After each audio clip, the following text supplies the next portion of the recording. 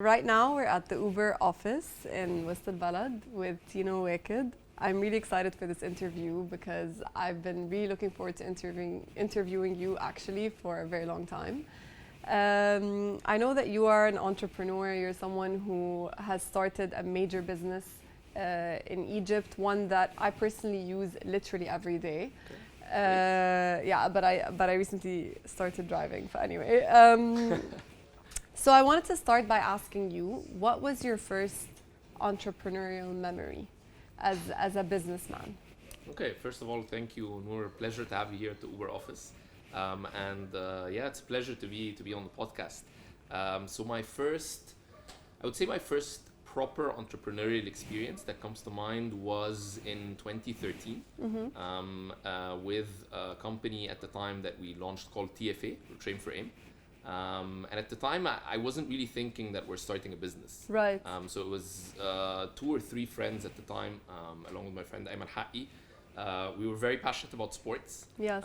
We just wanted to make a difference. We wanted to get a group of people to train together and to go and I take remember their it. first race. Train for Aim was literally one of the first like sports entities in Egypt during like this movement of beginning to take working out seriously. So that was also a pioneering moment. Yeah, and the funny part is we didn't really think about it as a business initially. Okay. And what we wanted to do, Ayman had done a triathlon in Trinidad and Tobago. He lived there with BP at the time. So he came back and said, I want to do a triathlon. I was interested. We said, hey, let's get a group together. And let's start the exercise. And we got, I think it was a group of 10 people at the time. And we started to do it, and then people really liked it, and we said, hey, why don't we think about turning it into a group first? So we did a group on Facebook, called it, thought a lot about the name, and said, what are we doing? We're training for an aim. So that's why we said, okay, Train for Aim, which became short for TFA. Yes. And then we said, all right, we'll just have it as a group. And then more and more people started to show up, and they're like, okay, when are you organizing your first race? Or we want to pay to be part of the team to train with you. And it started very organically, and we built this movement and then created a company, and we organized the first triathlon ever in Egypt. And now today, like I'm super proud seeing like all of the new companies and all of the people that are exercising, whether it's marathons, triathlons, like has been a very big sports movement. Yes. Whether it's starting with TFA or Ali Mazhar, who's a very good friend of mine. But a lot of people have really taken sports to a whole new level and turned it into a real business. Yes, and so you sort of began this business, saw it thrive, and then how did you kind of shift from being in the sports industry to coming into I guess you can tell me what we would refer to a company like Uber as, but it's definitely within the tech umbrella. Yes, for sure. Right? Yeah. Yeah. So I'll tell you. So towards 2014, I'd been doing consulting before. So I did consulting straight out of undergrad. I did consulting in Canada and the US and in a bunch of different countries. Right. And then I wanted to switch away from consulting, from basically working with companies and just advising them on what to do. And I thought it would be very interesting to switch to something that's completely different, which is more on the operational side. So to do that, I said I want to do an MBA. So I went for a year to INSEAD, lived in Singapore for 6 months, in France for 4 months. Wow. And then towards the end of 2014, Uber was recruiting on campus. So I was like probably a couple of weeks out from graduating. Didn't really know what I was going to do next at that time. So what I basically did was speak to Uber. They were looking for someone to work in their Singapore business. Okay. And then basically I told them I've been living abroad for a long time. If you're ever interested in launching Cairo, let me know. I'd be interested. And what a big statement. It's a big statement. And then a week later, they called me back. They're like, okay, we have already one person in mind on the marketing side, which was Nour Ahmedin. And then we're looking for someone actually on the ops side. Are you willing to join? So I said, yes, I'm interested. Like, what's the process? I had 4 interviews in a day. Okay. And later that day they called and they're like, all right, we want you to start next week. Wow. So that's how it started. So at the time, I just wanted to do something that's very different than consulting. Yeah. Tech was obviously taking off across the world. Uber had started in 2009, was doing wellish in Singapore, was still on the up, wasn't really in a lot of places yet in the region. And then when I told my parents at the time, a lot of them were wondering, so you do all of that and you do an MBA to come and manage drivers. Right. So it was, and then again, like I got a lot of the skepticals, like who in Egypt would ever download an app, and we're brought up that you're not supposed to get into a car with someone you don't know. It's interesting because like I'm honestly a good case study of this. I lived abroad and then I moved here for AUC. And then when I first moved here, it was 2012, and I didn't have a transportation tool other than the bus, the AUC bus, and then I guess it was the AUC bus or a driver, and then Uber was, I think it was around then, right? 2012, 2013. When did you officially like? So officially, Uber started in San Francisco in 2009. Okay. And then started to go international in 2012. Okay, so it was right around Egypt. We launched in 2014. 2014. Okay, so I remember, but this was life changing, and it did take some convincing with my parents. It's okay. It's an app. It's a driver, etc. It's verified. All of this. It was a huge cultural shift. So what was the biggest obstacle you faced, other than طبعا the Egyptian thinking of like safety, etc.?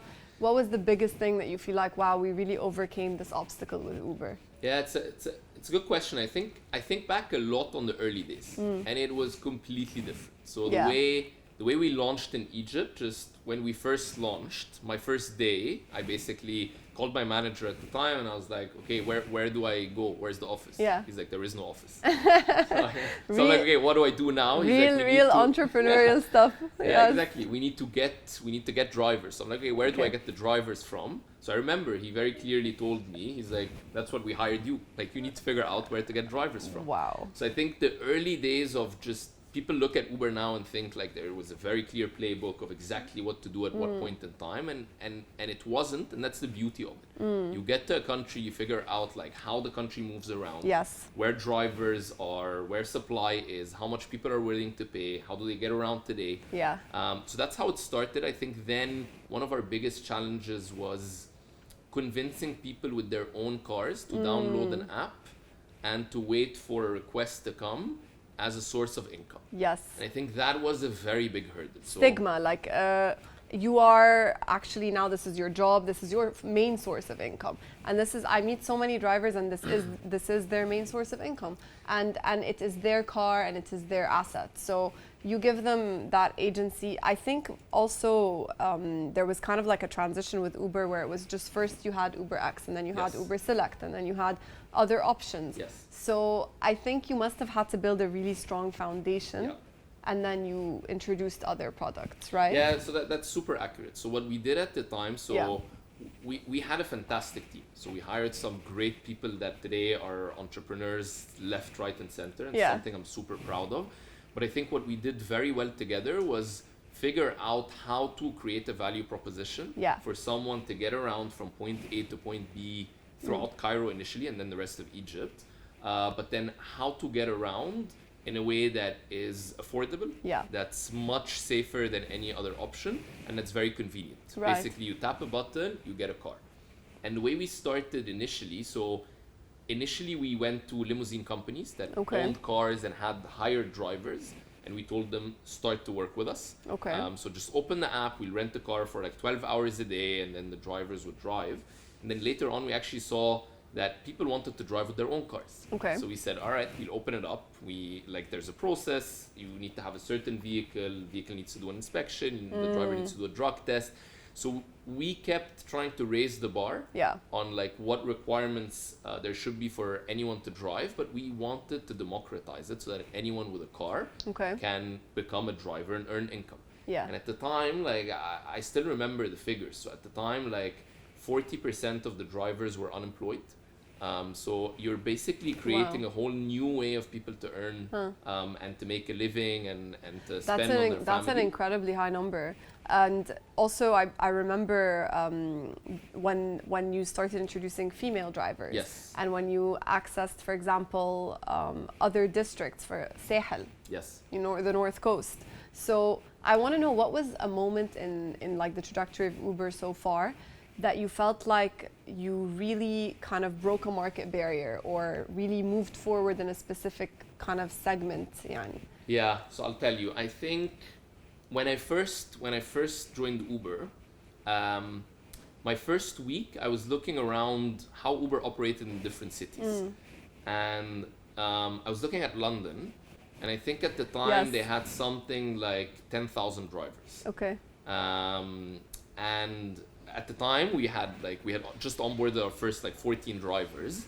So I was like, it would actually be super cool if Cairo ever reached 10,000. Yeah, 10,000 drivers. And I think that for me was just a moment where I said, it wasn't really a goal because I initially didn't think we could get there. It was just credit cards. It was quite small in the beginning. I didn't really know if it was going to work or not, but we said we'll give it a shot. And I think once we started to grow organically, we got people with their own cars. We got people to download Uber, recommend Uber to others, and we launched Cash. Yes. I think the first turning point for me was when we launched Cash. Definitely. And it just blew out of proportion. Yeah. Everyone was talking about Uber. Taxi drivers were protesting at the time. So it was Uber everywhere. I remember. Yes, Uber everywhere, literally. And Cash in Egypt must have been the breakthrough because we are, to this day, still a society that is cash. You know what I mean? We like paying with cash. Yeah. And I think at the time, so that was end of 2015, November of 2015. Okay. This is when we launched Cash. 2016 for Uber in Egypt. So Egypt was the highest growing market in Uber globally. Incredible. So in 2016, this for me was when we reached 10,000 drivers. We held the biggest here at the Greek campus. Actually, we held the biggest driver onboarding session globally. Wow. We onboarded 1,000 drivers at the same time. Huge. Just 2016 for me was the year where it really took off.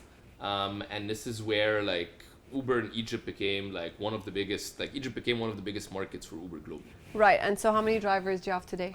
So today in Egypt, so I'll give you the Egypt figures, and so we've more than 560,000 drivers took a trip on Uber. So at any point in time, we have close to 200,000 drivers that are incredible. Driving, which when you think about it is incredible because 8 years ago, that category overall just didn't exist. But when you think about it, in a country like Egypt, it also does make perfect sense in a way. It really does. So after this incredible, obviously, milestone that you hit, you felt like validation. This must have been something that was really, really the market was craving. So you went from head of operations to a regional general manager, Middle East and Africa. How did you manage? Because for the entrepreneurs out there, they want to know, how do I go from point A to point B? Sometimes you feel stuck. Am I always going to be in this position? How do I get to a different one? So how did you manage to kind of figure out where you want to be in such a company? Yeah, so initially, when I first joined, I always take things a year at a time. Okay. So the most important thing for me is that whatever I'm doing, I give it 100%. Yeah. And for me, I really was enjoying what I was doing. So at any point in time, when I was the operations manager at the time, I loved what I was doing. Yeah. And that's all I could think about. Then from there came the opportunity, and Uber said, hey, do you want to be the general manager here in Egypt? So I got that role, did it for a couple of years, and then 2018, that was for me a big move. Yeah. And I got the opportunity to be the general manager for MENA, so Middle East and North Africa. I had to move to Dubai. So I did that, but at the time, I'd already learned so much about the Egypt market. Right. And I was very interested to get more exposure into countries like Saudi, the UAE, Qatar, and obviously I haven't done anything operational there before. Yeah. We had a great team there, and I thought I'll just go and test myself there and see if I enjoy it or not. Yeah. And I went then to Dubai in 2018, did it, loved the role. A couple of years later, got the opportunity to be the general manager for Middle East and Africa, Pakistan. So I did that, and I think at every point in time, I just look at the next year, see if I'm enjoying it, see where I want to head to. And at the same time, I think once you grow into these roles, people also look and say, hey, there's an Egyptian that's actually managing this tech company, this young entrepreneur that started from the ground up when we were first launching, and he's now managing a big region. Now, if I'm studying something or how can I also get into a tech company and stuff? So I think I do it because I enjoy it, but at the same time, chatting to people that are going into tech or studying or anything, I haven't done anything that's different, right? Yes. It's just been, I've worked super hard for the last 8 years. I enjoy what I do. I think we have a great company, great product. I was lucky with a fantastic team. Yeah. And I think just all of these things together, like, it's actually easier than what it seems. Yeah, so it's like a natural progression essentially, but you don't do the 5-year plan or the No, I don't. So I think from the early days, like, I've always wanted to do my own company. Yeah. And I wanted to get as much experience as possible for the day that when it comes, that I'm ready to do the next thing. Okay. And that's where, like, a lot of programs like EEA or a lot of programs like that really help, because they shine light on people that have gone through journeys wanting to hopefully long-term build their own company or help entrepreneurs build their own company. And yeah, I mean, I've always, like, day by day thought about it. Yeah. Seen And I that think I've learned and just kept going. I think the sharing of the story is really important. I think some people think that it's such an elusive thing, like, how do I reach a certain point?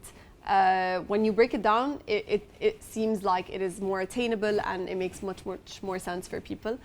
So I want to ask you, what's the best part of your job and what's the most difficult part? But answer. Yeah. I'll start with the most difficult part. Okay. So I'll give you two. I mean, it's tough. The difficult ones are more. So I'll give you two. I think one of the most difficult ones, and my family and friends will obviously relate. It's a 24/7 business. Okay. So the business is running all the time. And it's a blessing and a curse that nearly everyone is using it. Yes. So every person I see has an Uber story. Whether it's a good experience, bad experience, someone forgot their bag in the car, Yes. people just calling that I haven't spoken to in ages and saying, hey, like, we have a problem, we need to solve it now. So I think it does take over your life. Okay. So for the past 8 years, like, Uber has really been my life. It consumes you. And for a lot of people, I get it, right? Like, you face a problem with a service, you know someone that works there, you call them, you contact them. Yeah. So that's a tough part. So I can imagine. So at the same time, like, when we first launched, so I was giving my phone number to drivers in Egypt because, like, any problem that they faced, we wanted to solve it. I never thought that we'd get to 500,000 drivers. Of course.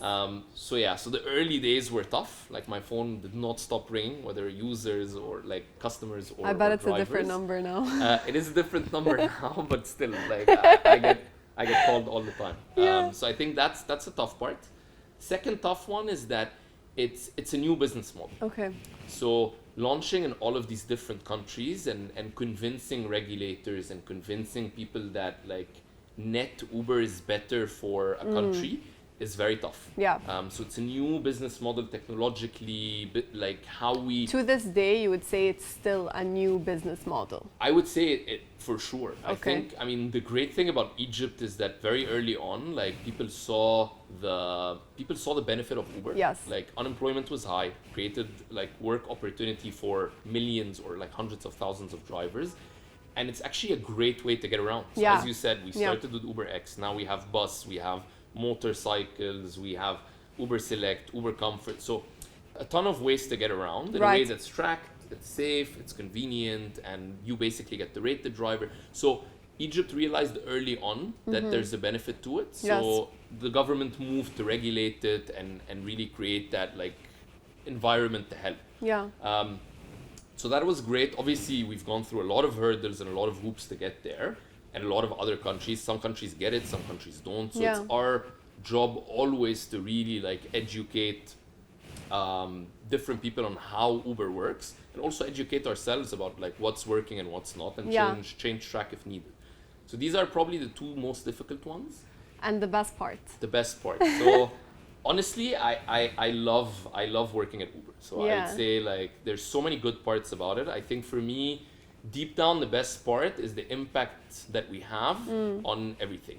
So the impact on, for me, the biggest part is on the driver community. Yes. So that's people that didn't have jobs, whether it's female drivers that are now, like, able to afford a better living for their family, whether it's drivers people that have lost a job and joined Uber for 3 months to bridge their earnings between jobs. Right.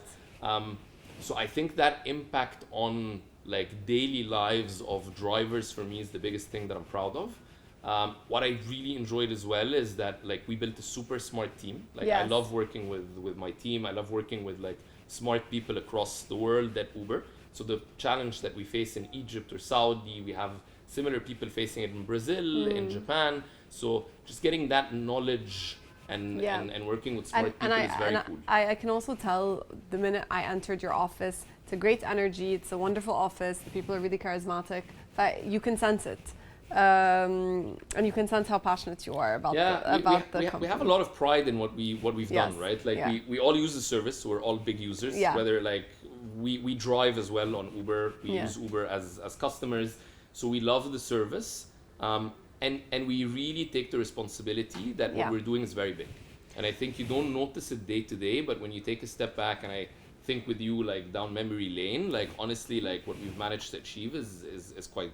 Okay, so I want to know what you hope to achieve with Uber Egypt after such a success story. At the moment, I'm sure that you're looking towards the future, maybe 1 year ahead or more. What's your vision? What comes next?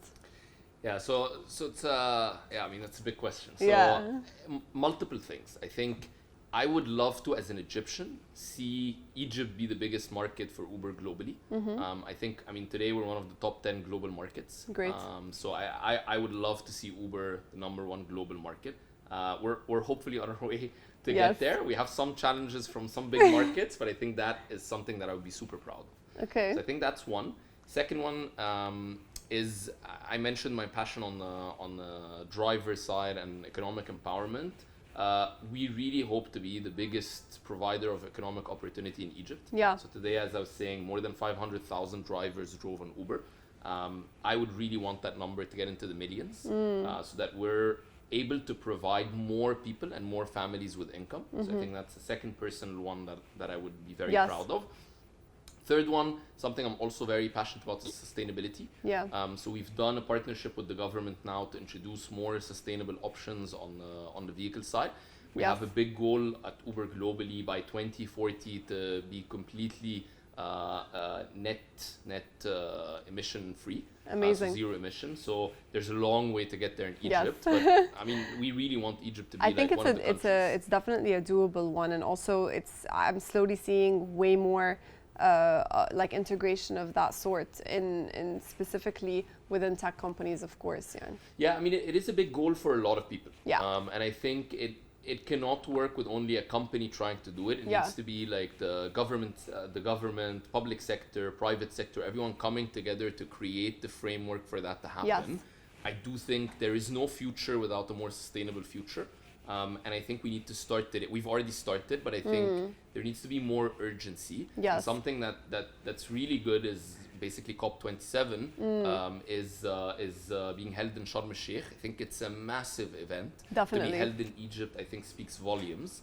And we're going to be a part of it, so we're very excited about that. So that's the third one that I would say like we really want to make a big dent and a big impact in. Amazing. So I want to know, as Tino, what motivates you every day? Because I know that you work with, you're in a company, you interact with a lot of people, you have a lot of obstacles that face you, definitely. Yeah. So what motivates you on the good days, the bad days, other than your passion for, of course, what you do? Yeah. So I draw my energy from people. So I'm a very extroverted person. I love new ideas. Yeah. And I love people that like take the step to start something new.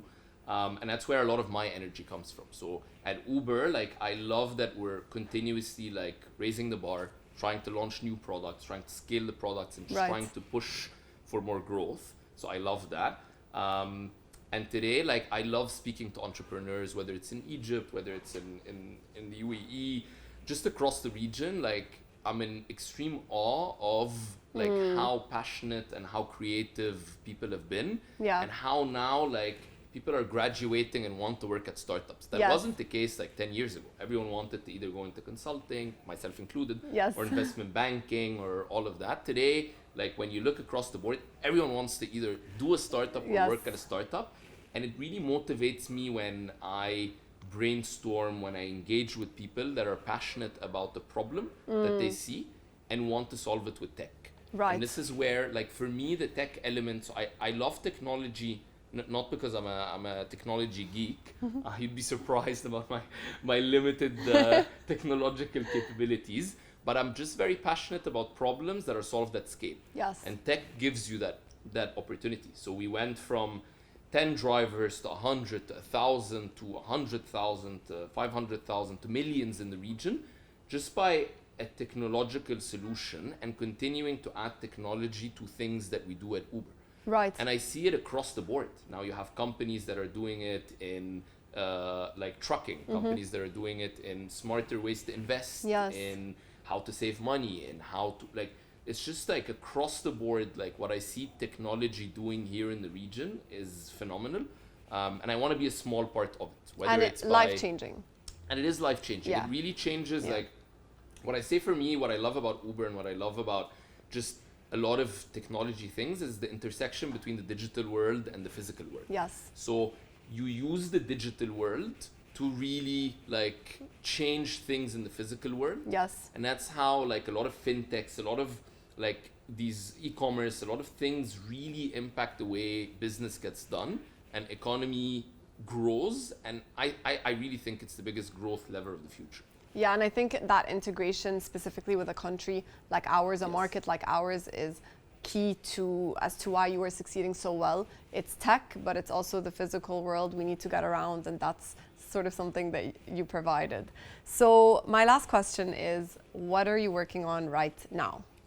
Yeah, so again, right now, so at Uber, so definitely a lot of things that are happening across Middle East and Africa. So I think we continue to try and grow Uber across the region. Personally, I'm doing a lot more interactions with entrepreneurs. Like we have a big group of people that used to be at Uber, that used to be at Careem, like a lot of people that I constantly engage with to try and help them think through like how to scale their business, how to think about new things. On the side, like I am very passionate, for example, about e-commerce. So working on a bunch of ideas on the side that could potentially be big things. Amazing. But just in general, I think people that have reached certain positions or certain roles, giving back to people that are starting, I think is a big thing. And I see so many people that have given me advice and mentored me throughout my life. Yes. That it's really like I enjoy giving back and really trying to help people, whether it's with small advice or with investing in a startup or anything. Just giving back and seeing people succeed across the region and make a difference makes me super happy and proud. Amazing. So I think that's what I'm focusing on currently. Personally, so I have a 2.5-year-old kid. So so my focus over the next period is with my wife and son, take some vacation, spend some time. Well deserved. So that's balance, work-life balance. Exactly, that's the focus. It's the myth, but it is amazing. Thank you so much. Thank you very much. It was lovely catching up, and thank you for having me. It's a pleasure.